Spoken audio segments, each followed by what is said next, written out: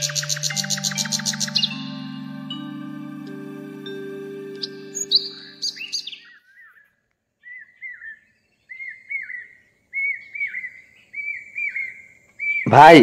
তুই আমার মতো এমন ভাবে এক পায়ে দাঁড়িয়ে থাকতে পারবি? ভাই তুই একজন ফজি, কোনো 1-2 তে পড়া বাচ্চা না যে তোর ছেলে মানুষ এখনো গেল না।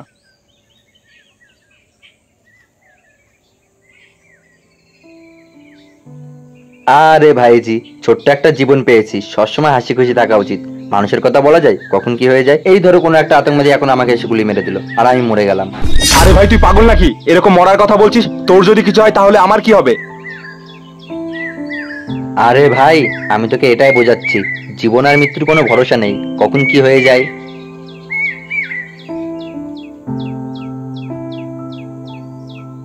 ঠিক আছে ভাই, আজকের পর থেকে আমি সবসময় হাসি খুশি থাকবো, কিন্তু তোকে আমাকে একটা কথা দিতে হবে, তুই আর কখনো এই মরার কথা বলবি না। ঠিক আছে, কথা দিলাম।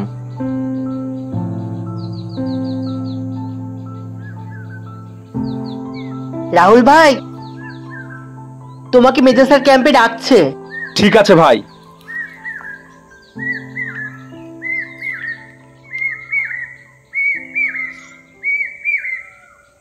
আরে আসো আসো ভাইজি, বসো।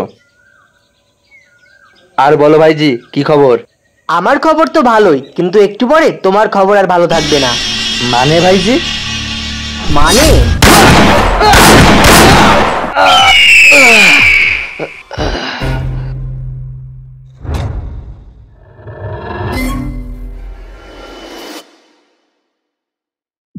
মেজাজ সাহেব তো এখনো ছুটি কাটিয়ে আসেনি, তাহলে অয়ন আমাকে মিথ্যে কেন বললো?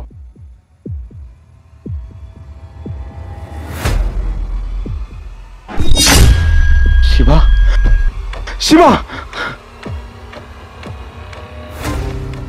ভাই ভাই ভাই, এটা কি করে হলো?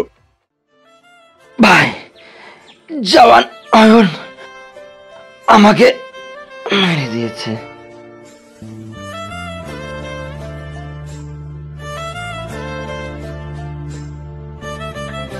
আরে ভাইজি, ছোট্ট একটা জীবন পেয়েছি, সবসময় হাসি খুশি থাকা উচিত।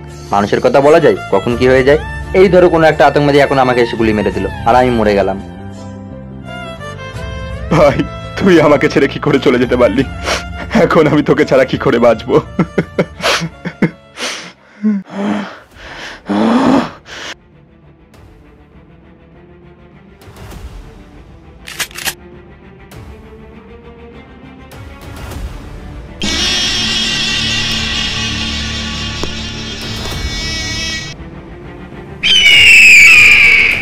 চলে এসেছিস তুই? আমি তোরই অপেক্ষায় ছিলাম, আমি জানতাম তুই ঠিক আসবি। কেন মেরেছিস তুই ওকে? ও তোর কি ক্ষতি করেছিল? কারণ ও আমার ভাইকে মেরেছিল। তোর ভাই একজন দেশদ্রোহী ছিল, ও আতঙ্কবাদীর সাথে মিলিত হয়ে স্কুলে বোম লাগিয়েছিল, যার জন্য 100 জন নিরীহ বাচ্চা প্রাণ গিয়েছিল। তার জন্য শিবা ওকে মেরে দিয়েছিল, আর আমি আশা করি তুই এই বিষয়ে ভালো মতো অবগত আছিস। ও যাই করুক না কেন, ও আমার আপন ভাই ছিল।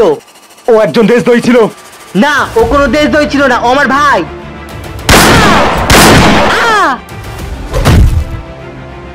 তোর ভাইয়ের জায়গায় যদি আমার ভাই হতো, ওকে আমি নিজের হাতে মেরে দিতাম, কারণ যে দেশ বিরোধী কাজ করে সে দেশদ্রোহী।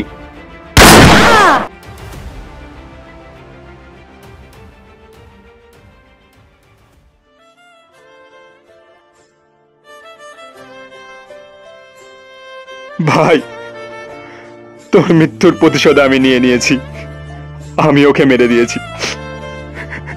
ভাই,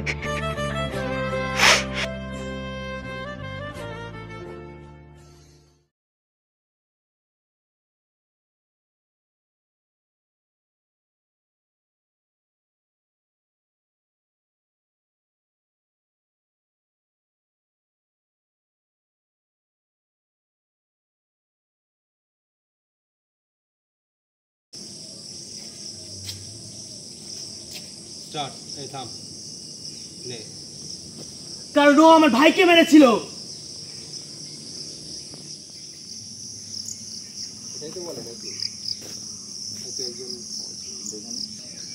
দেখো বন্ধুরা, আমরা কিভাবে শুট নিই তোমাদের রিয়েলিস্টিক দেখানোর জন্য।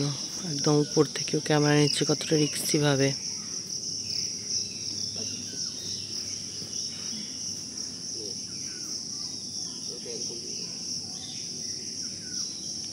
আর এখন প্রায় 4:30 বাজে।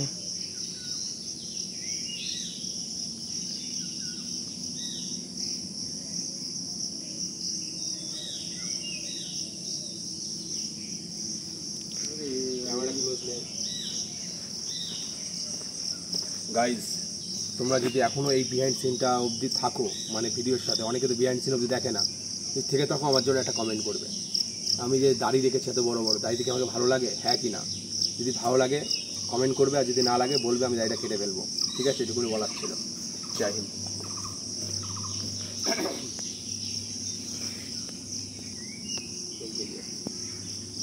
একা একা উঠে যাচ্ছে চাপ করলে।